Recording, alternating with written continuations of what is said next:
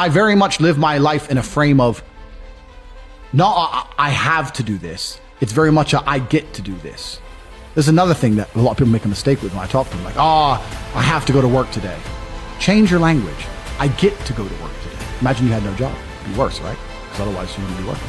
So you get to go to work. I have to fix the car. At least you have a car. You get to fix your car. Most people don't got one.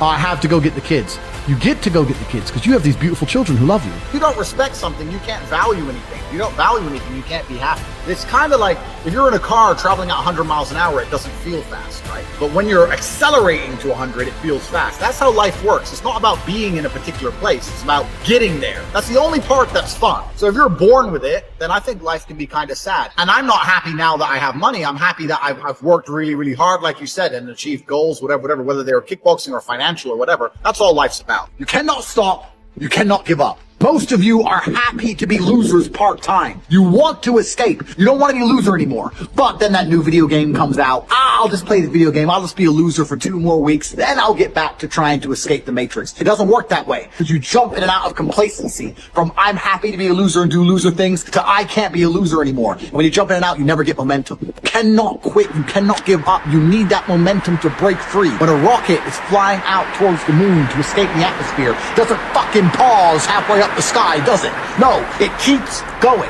Every single second there are things happening, conversations happening that you're not watching, information that could be the one little piece of information you need to break out. It could be that one little sentence that changes everything, but it ain't easy. It ain't gonna be given to you on a plate. You're gonna have to work. You're in competition with the entire world. Everyone wants to escape. You cannot be lazy. No more video games, no more loser antics, no more dumb shit. You are finally in the right place at the right time. You are the only person who can make this work, and you're also the only person who can fuck this up. I say this all the time. Still have to do the work. A wage slave brokey. Don't be one of those people. Never quit. Never give up. And if you only exist amongst the money, you're gonna end up with some money. You are the sum of the 5 people you spend the most time with. Then why the fuck are you spending time with negative people? Or people who complain? Or unhappy people? Or unlucky people?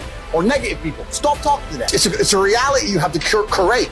And when you get your shit straight, it affects your entire life. And men understand this. They say, I understand you're the sum of the 5 people you spend the most time with. Then why are you friends with all these fucking nobodies? Why are you friends with these losers? Why are you doing it then? Then you're accepting what you're gonna be. I love winners. I love winners. Show me a winner. I love winners all day long, my friend. That's who I want to be friends with. Winners. That's what I want to be friends with. I don't want to be friends with anybody else. I don't see the advantage to it. And that's how I've always created my life, and it's served me very, very well. And I refuse to accept anything else because negative energy is extremely sticky. If you have friends who are talking negative shit, try and fix them. It's your duty. But if they're sticking to their negative narrative, you don't have a responsibility to them to a degree to sit there and allow them to pollute your life. Because that's what they're going to do. You have to get to a point where it's like, goodbye. When you're playing chess, you take every single opportunity to exert power. That's how you win. If there is a weak square, you conquer it. If there is an undefended piece, you take it. If you can check his king, you'll check his king.